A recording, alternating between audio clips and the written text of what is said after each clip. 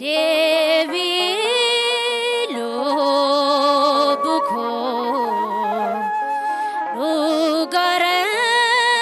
biyodi isafani fami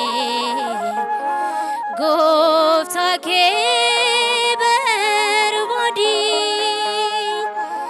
gofta nof ke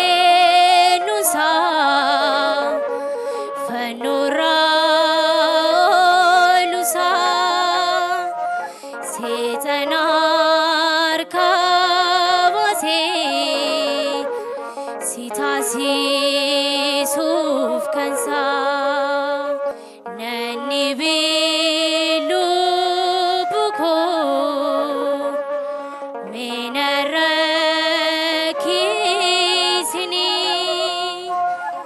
nani bilu buko menaraki sini Toki chasi